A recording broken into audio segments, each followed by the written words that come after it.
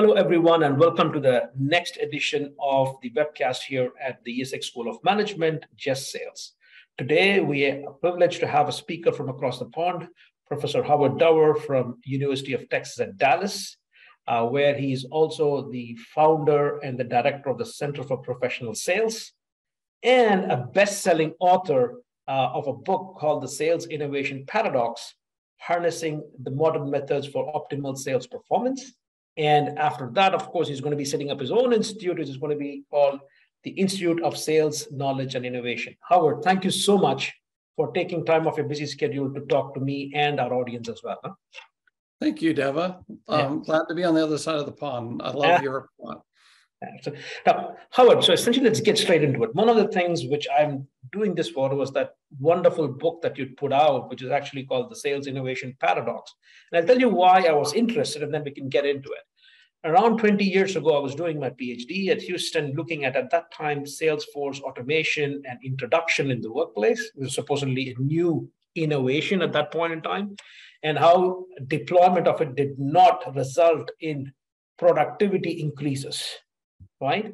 And then I had to justify my PhD, and I had to go back 20 years ago to economics, where there was apparently a professor called Solow, who had actually come up with the term productivity paradox, which said that despite investments in computer technology, companies were not seeing the quick turnaround in terms of results.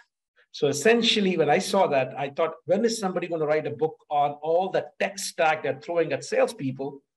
And there you go. There you have Professor Howard Dower out there writing precisely the book needed for the hour. So tell me a little bit more about your book and what was the genesis? How did you start thinking about this book?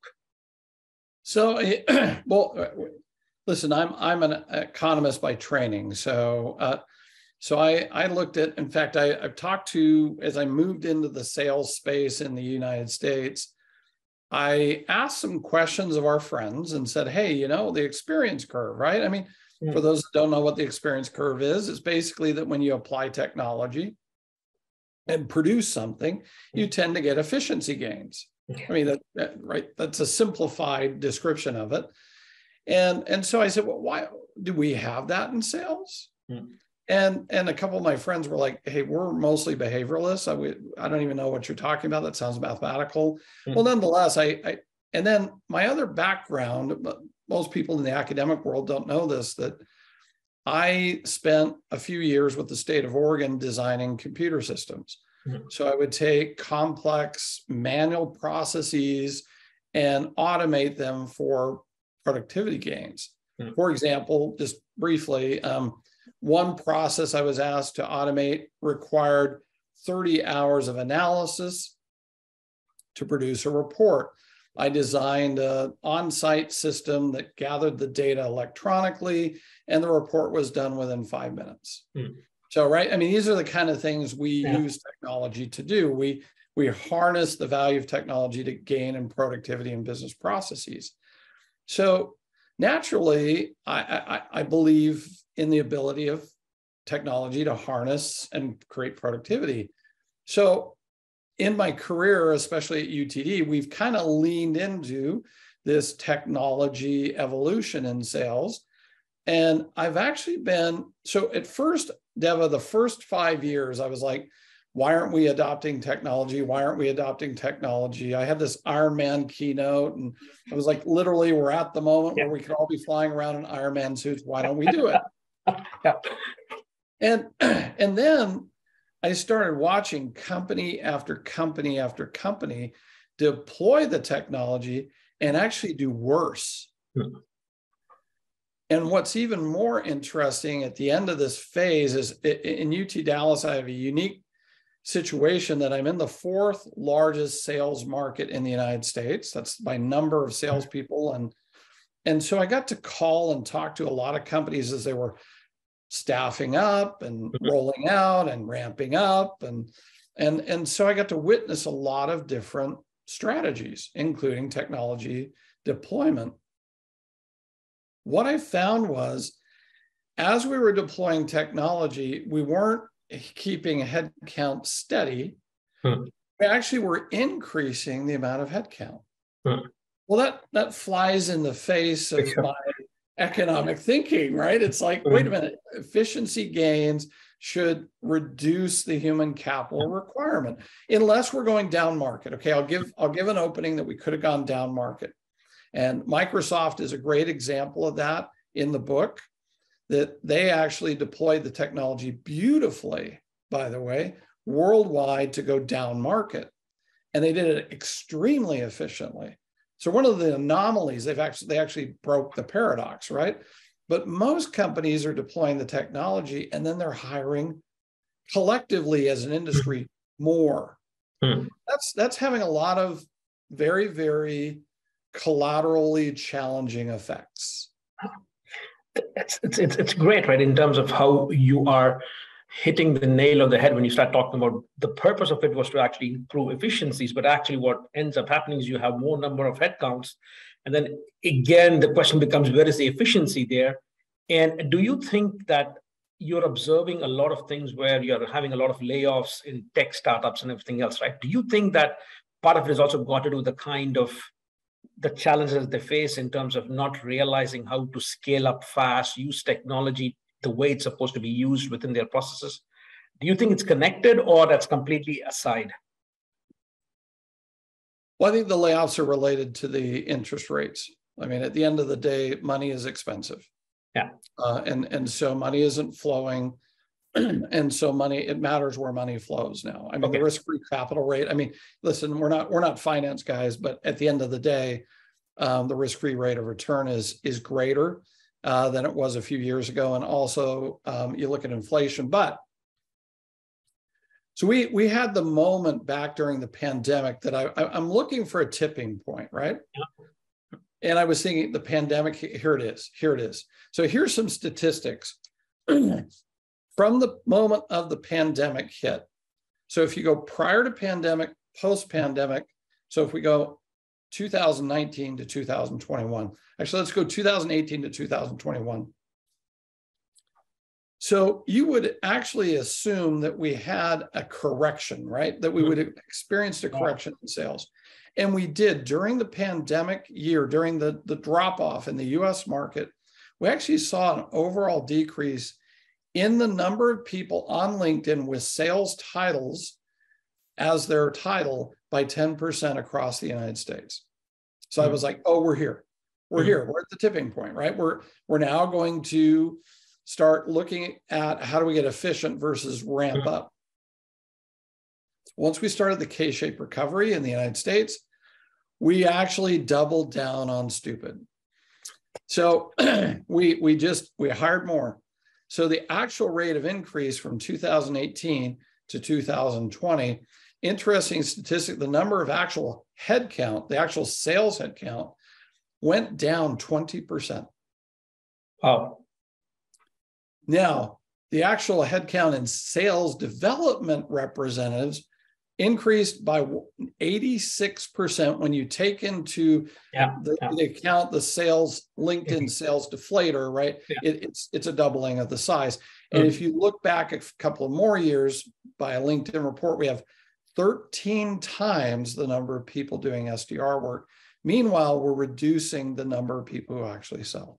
Yeah, but that's essentially what we also see in terms of how the changes in the buying behavior has also led to some of these developments, because that's one of the things that you talk about in your book, right? The buyer is also changing in terms of that. And if you try and look at some of the latest statistics where they say it takes 66 interactions or something to that effect for you to actually have a meaningful lead, right? I must confess to a meeting.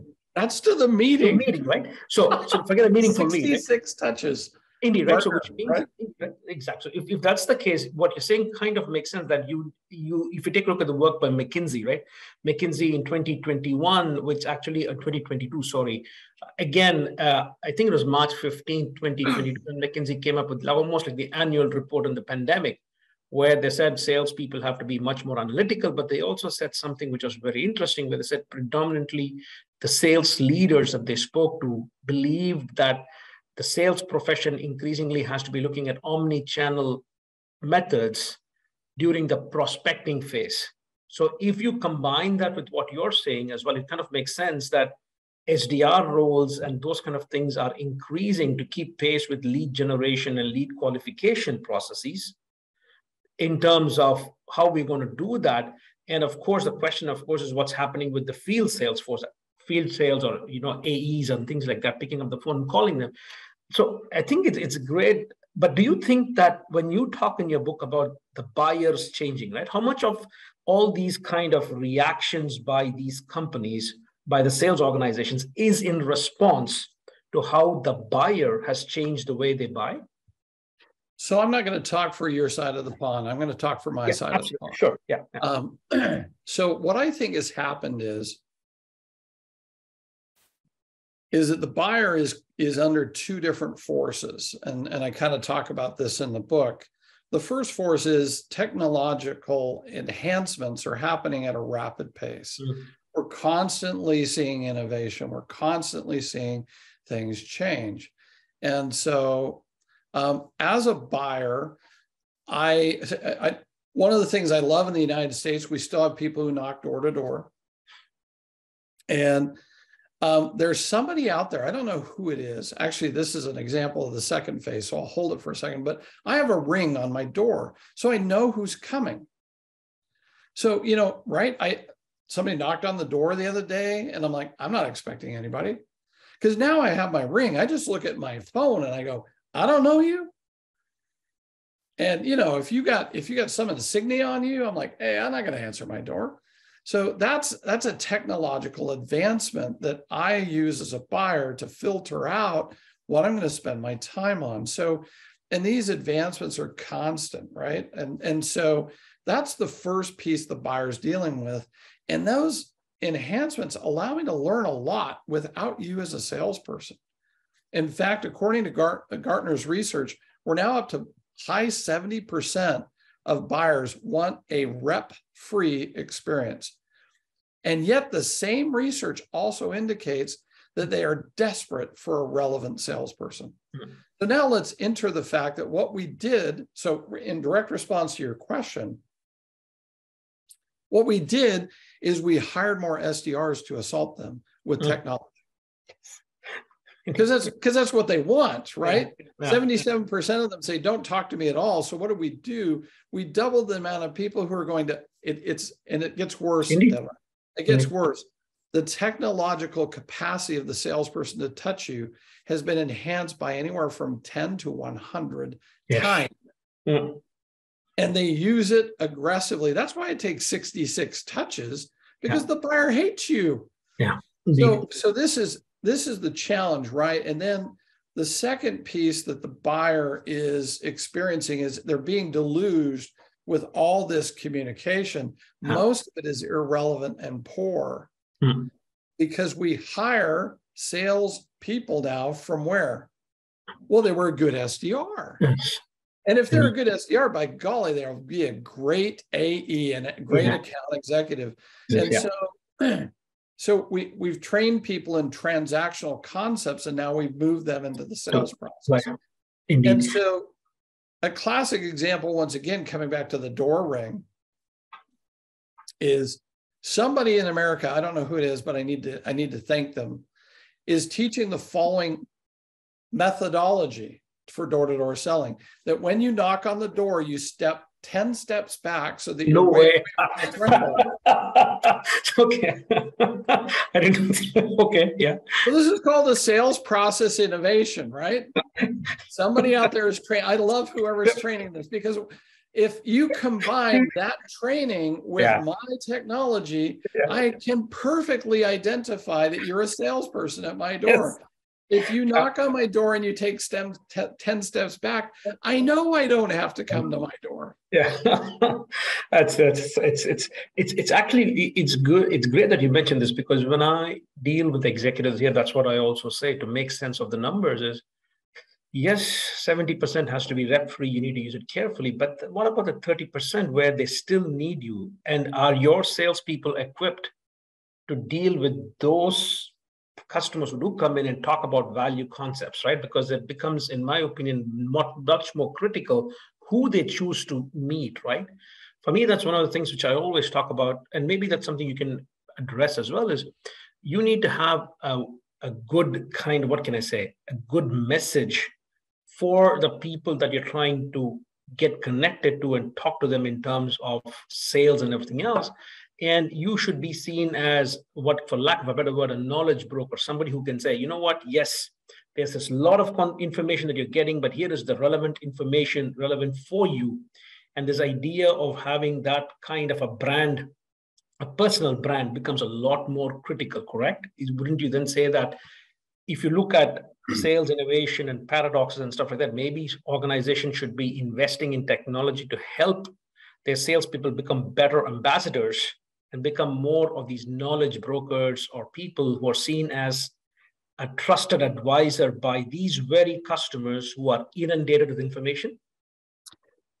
So I agree, and I would add to that the work that Dr. Lefbani's done at Florida State around agile sales systems, when you combine that with the work that's been done by Gartner on sense making and the jobs to be done framework, what you find, we've been on a journey here at UT Dallas for about 3 years, 3.5 years. Unfortunately, the pandemic hit right as we started the journey. In making the jobs to be done framework, sense making and agile selling as one of the core principles of our advanced training. And what we found is that when you deploy that technology, you get a 2x to 3x in performance differentials on the sales side. You become highly relevant. Now, the challenge is to get people to think like that. So just for example, in the jobs to be done framework, let's come back to that 77% statistic that I want a rep-free experience. Do they really? Because actually in the same data, it says I actually don't. If you dive deeper into that data, it says that actually they're dying for a rep that's relevant and has good information. But what happens is a salesperson is taught a methodology. So they have a method they're using. They have a game plan they're executing, and it's usually fairly rigid. It's not agile. This is coming back to Lef's work at Florida State, that most organizations deploy one methodology because it's expensive to deploy a technology. We need it, right? We're a challenger shop, we're a spin shop, we're a medic shop, or whatever shop you are, you're that shop. So you're pushing a methodology. But buying doesn't work in a methodology. The buyer journey is not the same as the sales process. And that's a problem right there. So we've got the messaging, the prospecting challenge, but then we've got the meeting challenge as well, because if I'm processing you, I can only take you to the next step in my process. But the buyer, according to the Gartner research and the jobs to be done framework, and especially to be sense making. And there's an HBR article on sense making by Adamson.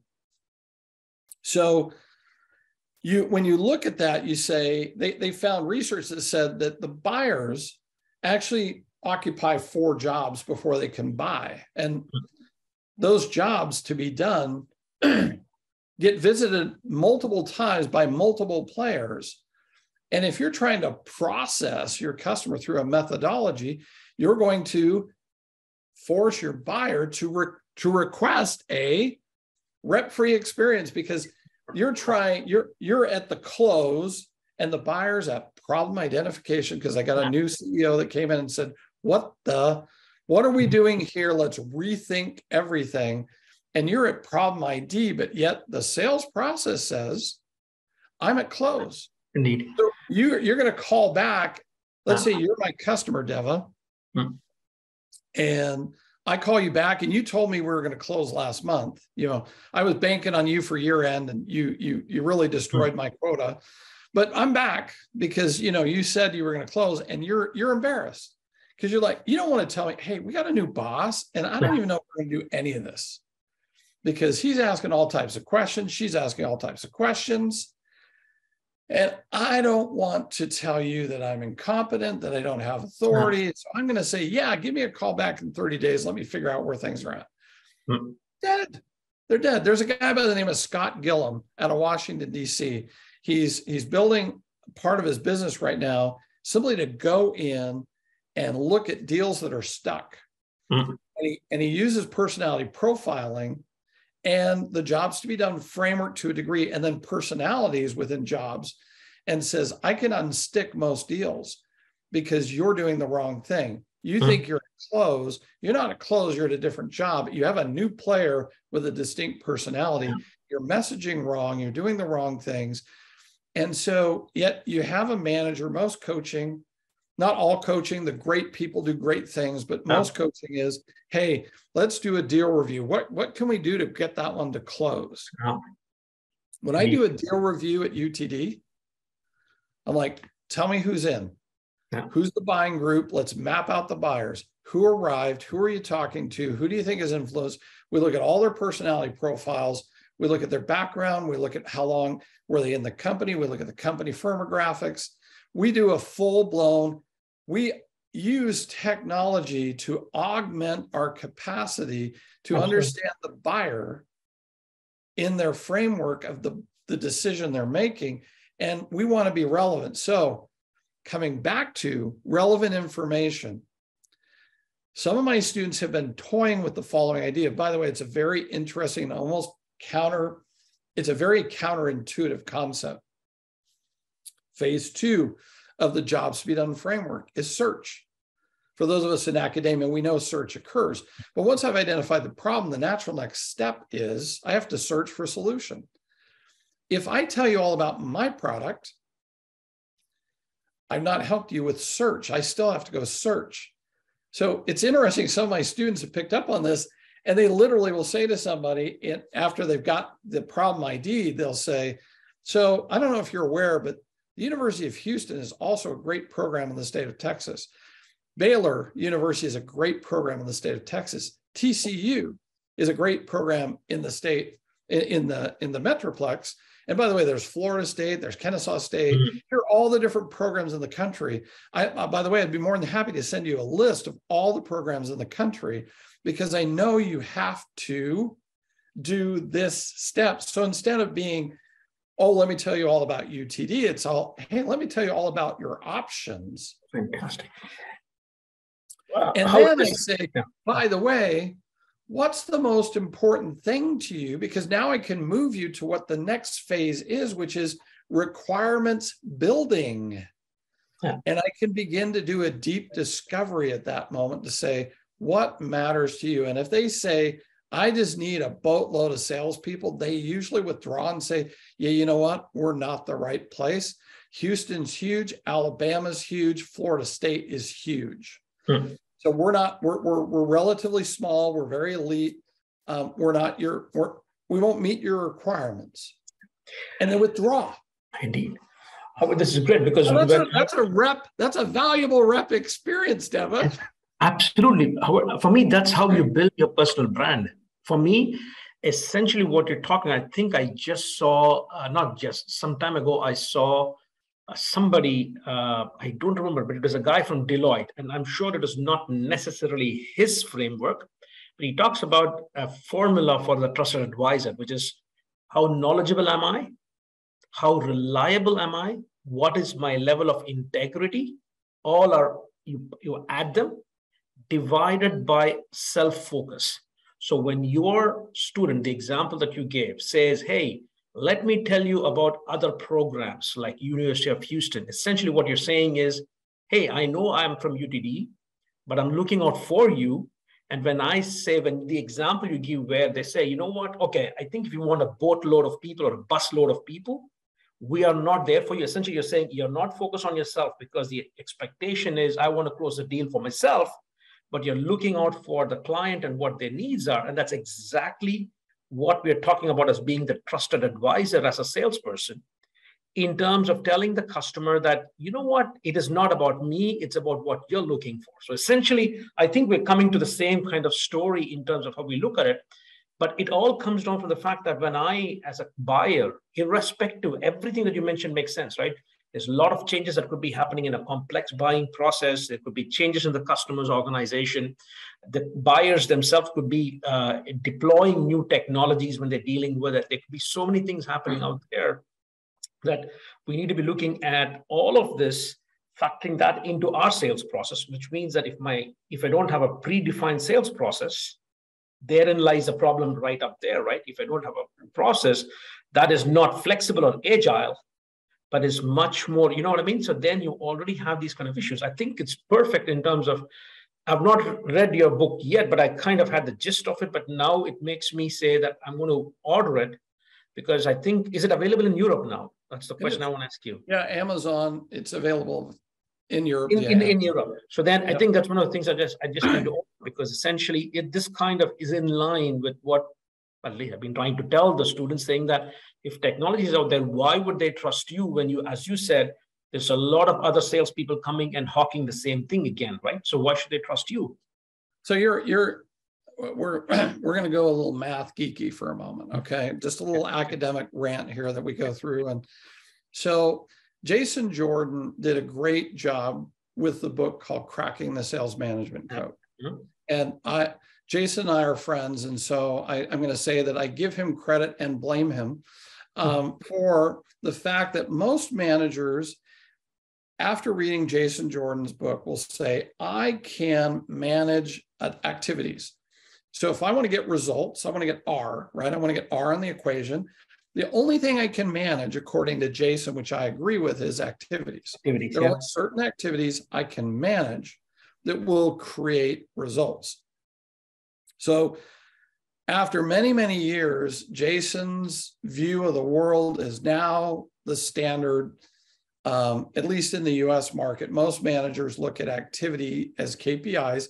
You make this many dials, you make this many touches, you make 66 cadence gets you a meeting. Therefore, if I reverse engineer, if I want one meeting, I need 66 touches. Therefore, I need a 66 cadence. I need 10 meetings. I need 606, right? We do the reverse math. And Jason would debate that some people are taking his stuff out of context. But like I said, Jason's a good friend, and I'll just put that on him and say congratulations. But he moved the field forward.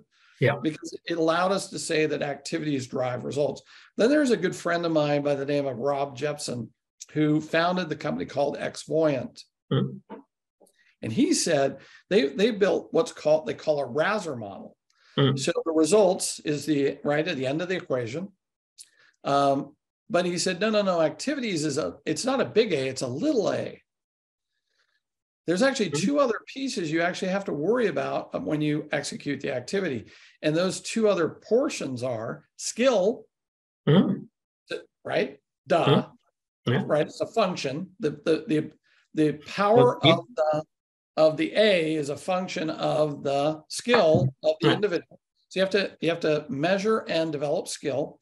And then you also have to add resources, both technological and managerial. So the combination of that then enhances this. So, then we got the RASER model. And so the only thing that I feel the book adds, because by the way, we use RASER at UTD. We talk about Jason, we talk about RASER, and then we just add one more element, which is if I want a multiplicative effect. So I want R times M. Now, what Rob Jepson will tell you is if you want to double sales, you can do it with marginal increases in either skill or resource and track small gains in things like velocity, deal size, right? So we've been using the Xvoyant model for years, and it's a beautiful thing to watch my students progress over time. In the early stages, they're all ugly, and then the late stages, they all get smart. And we can track that with their software. But what I've learned, so you can get maybe to a 2x. Don't get me wrong, 2x is amazing. But where we coming? Yes, you're right. But I've seen 8x and 10x. Now, this really gets me riled up. This was what motivated a lot of this research, because a lot of our friends, your friends, my friends, have said, yeah, that's not possible. You can't do 8x, 10x. Yes, you can. And it's been proven over and over and over again. And so how do you get the M, right? You get a multiplier effect on the R. How do you do that? Well, you have to have what's called modern motion. So you have to modernize that skill. You have to, so the resources, what we've been doing, here is we've been adding resources. We've been adding technology. We can talk about the adoption rate, which is all over the place. We can talk about diffusion, that it doesn't diffuse, and then it also starts from the bottom and flows up. So there's a lot of things in diffusion. But unless we change the skills to modern skills, we're using classic motions with modern technology. Absolutely. This is spot on. So when it's great that you mentioned, I'm not aware of Rob Jepson's work. I've seen you post about Rob Jepson, but when I use Jason Jordan's, essentially I use two versions. I use the book of Jason Jordan as well as the ZS book, Building a Winning Sales Force. And both of them have the same gist. Managers can manage activities. Results are sometimes beyond the control of the sales rep or the sales manager, right? What I do, of course, is that the AOR model, and this is where I see the connection to Rob Jepson. I talk about the PAOR model. Essentially, you have the activities, objectives, and results. I add, but the activities have to be linked to the processes. What do I mean by that? The process for an SDR is going to be different for the process for an AE, is going to be different from the process for, let's say, for example, a strategic account executive. Now, that process is what is changing because of what's happening in the world, what's happening in the environment, and everything else. Now, that process then can be linked to the skill set that you talk about. And I make a link to it because I take a look at Jason Jordan's work and I take a look at, he has the activities mentioned for example, for a sales rep, right? But he also has it for the sales managers. So essentially the activities are lined up. So essentially what you have is that for you to get that 2x, 8x, 10x, you have capabilities. I'm guessing that's what Rob Jepson does at both the rep level, but also at the sales manager level, because that's one thing that if I talk to every modern sales manager and I ask them, how much time do you actually spend trying to use all the tech stacks that you have deployed within your company to get a coherent picture of what your sales reps are doing? And essentially, they say it takes anywhere between a day or a day and a half if they really need to get a very clear view on what their sales reps are doing, if their span of control is 8 to 10 people, right? So I think the fact is that in this innovation paradox, we should also not forget, I'm assuming that that's also what you talk about, is that the sales leaders also need to be in tune with the times, in tune with what is happening and needs to be done as well. And they should not be forgotten in this, right? At the end of the day, they're the ones deploying it to their salespeople as well. Huh? Yeah, I think I think the concept of modern methods, modern motions, is going to be really tough to achieve because the companies that have achieved it have really struggled to sustain it, and that's actually one of the motivations to me to really study this in more depth and try to think through it and write a book about it, because I watched IBM. Now that I said the name, I got to be careful with the story. I watched IBM 2 times achieve modern performance. One time they did it by creating a quick strike force. Julie, I think it's Jagardia. I probably slaughtered her name. She's spun off and doing her own thing now. But she was over this new quick strike force. A lot of companies were doing this because back in the day in the early technology, this concept in SaaS was land and expand, right? So what they would do is they'd approach an IBM and say, hey, we don't want you to buy 1,000 seats. We want you to buy 50 seats or 100 seats. Let's peel off the org and let's create this unique group that's going to be the A, they're going to be the B, and the rest of the group will be the control group, and we'll be able to show whether the technology is impactful. Well, obviously this spawned this concept. This is 5 years back that a lot of companies started developing quick strike forces, which said, we're going to take this group and we're going to do it so different. And we're going to see if that so different can get a multiple. When I was watching Julia's Julie, I think it is, yeah. Her presentation in New York, she had achieved a 2x performance. But this is what's interesting, Deva, is she then said, but I only got 60% of the people hired that I was supposed to. And I went up to her afterwards and I said, so I have a question for you. Your quota number that you're quoting, was that individual or aggregate? And she goes, no, we hit our aggregate number, but we hit it at 2x. And I said, so your quota number, your number to hit, assumed you would get to the 100% staffing. And she said, yes. And I said, so you're at 3x. Yeah. And she looked at me and I said, you need to sell that story better, because that story is a little bit more impressive than indeed, what you're right. find. Yeah, absolutely right. It's not 2x, it's 3x. And she's like, oh. And I said, don't say I didn't get all 100 people hired. I actually did this work with 66. Indeed, absolutely. And it's in the early phases of the. So likewise, there was a group called Software that did this independently. They were growing 8 to 10x. IBM bought them and tried to reverse engineer. So inevitably what happens though with a large sales org, it's just so hard to maintain that momentum. And what happens is that the inertia from the existing sales organization, the experience bias and all the human capital inertia comes in and starts just dragging that innovation back down to a classic methodology. And I think that's one of the things you talk about in your paper as well, right? In your book as well. And you talk about inertia that you have with at first, when I was trying to finish the book, I was convinced that this was a CEO problem, right? CEOs hiring the wrong leaders. And, to them, they like to do a farmer leader who cultivates the crop, and then they go hire a clear cut. I know in Europe that may not make any sense, but I'm from the Northwest where we had huge forests, and they would clear cut forests and then they would plant them again.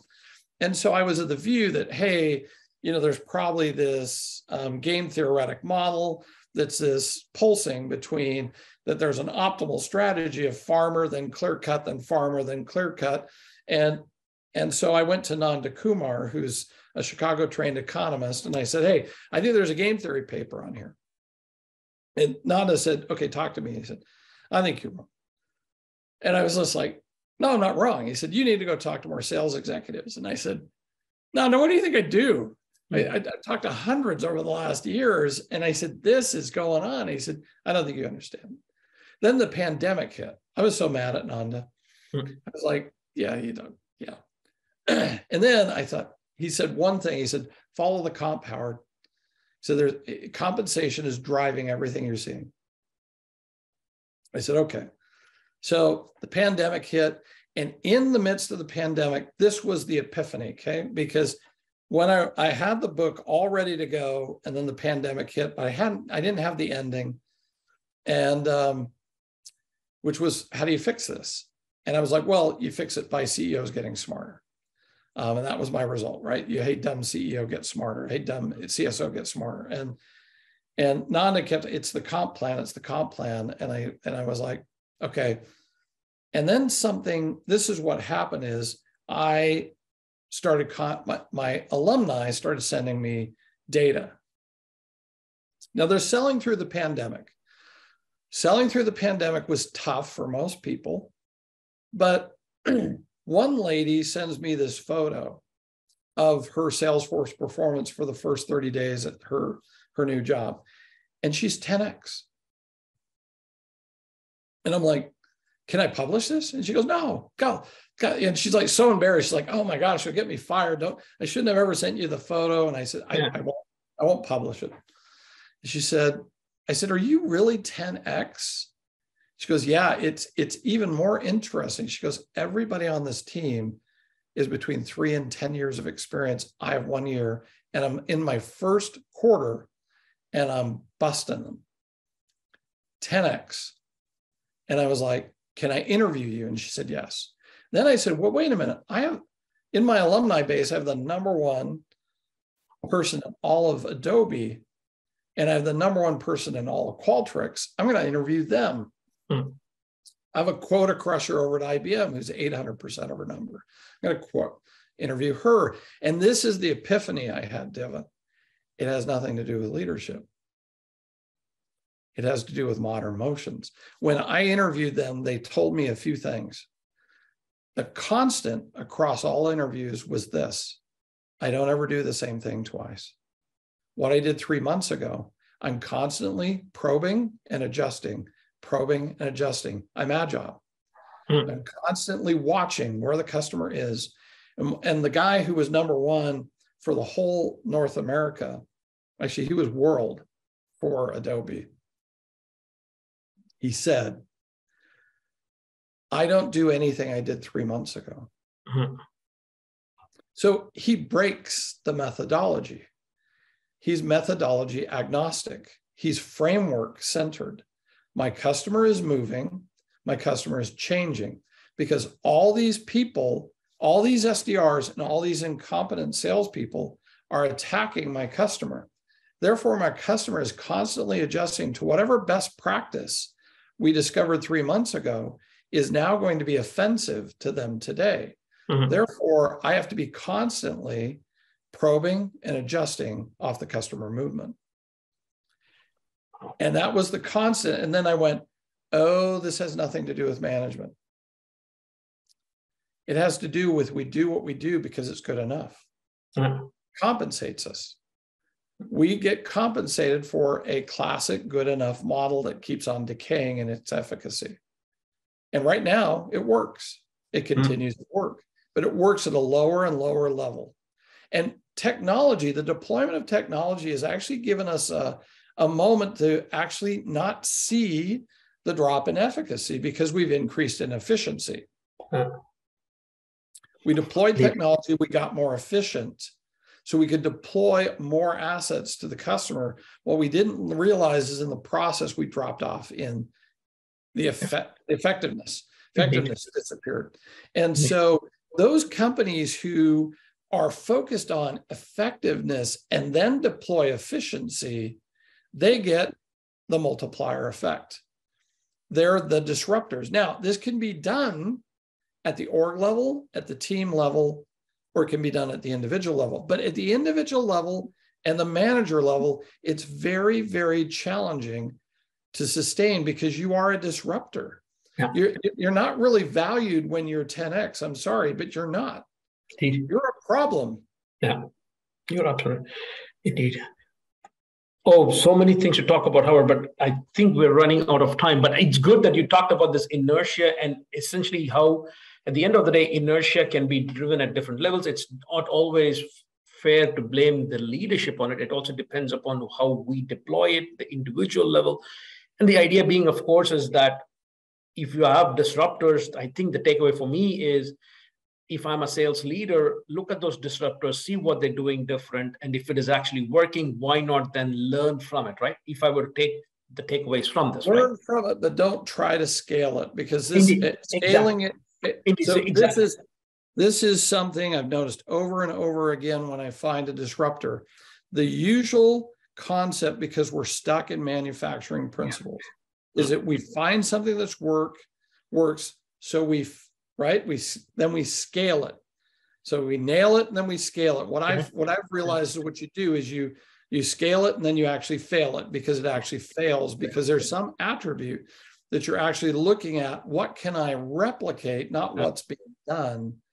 You know, now, Deva, now with these principles, usually I can go into an organization and within about 3 to 4 interviews, I can identify the sources of inertia and determine what exactly. I mean, the framework that I have now allows me to go into most organizations and pick these things very quickly, identify. I was talking to a CEO of a major company the other day, and they have a disruptor.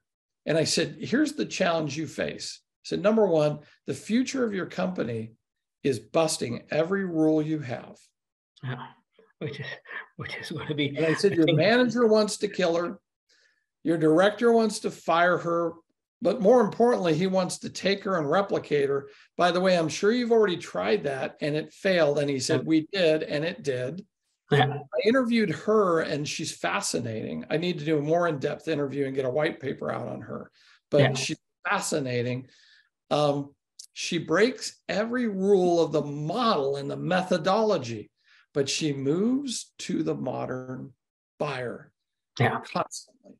She meets the buyer in their moment, and she is ridiculously growing faster than anybody else in the company. I said to that CEO, I said, here's your challenge, is how do you not disrupt the rest of your company that's producing a majority of the revenue, and yet somehow harness what she's doing and move into the future? That is not a simple process. And it's not what you think it is, not manufacturing principles. We don't dissect it and then train on it, because we'll actually think it's the technology. This particular person has multiple attributes that are not replicatable. Yeah, indeed. So anyway, that's why I formed the Institute, to be honest, is because I just want to study the disruptors. I want to identify the companies that are busting out like this. And I want to continue. I mean, this is not just, it isn't just a book, it's kind of a calling. Listen, our field is on the cusp of a beautiful change. Yet we're stuck in a classic moment. Indeed. I think that's one of the things that hopefully, if you would be willing, because I also wanted to talk to you a lot about your STAB cycle. So maybe this is the first of a 2 or a 3-part series that we'll have with you, Howard, because I think it's fascinating what you're talking about here. We've mostly talked about the beginning and the ending, the alpha and the omega of your book, right? We started talking about the buyer changes and we talked about the inertia part, right? But there's still a lot of things that's got to do with really the STABs, right? How do you get your people to look at technology at different levels and see how it has to be adapted and used? It comes with behavioral shifts and everything else. That's what you have in your STABs model. I was very curious about the word STABs. So essentially, that's something that maybe in a later session, we could have a discussion on that as well, because that gets into the meat of it, right? So we talked about the alpha and the omega, but also there's this part about understanding what's happening as well. So hopefully you'll come back and we can have a discussion for that as well. So thank you so much for taking the time. Yeah, thanks. Great to be with you. Okay.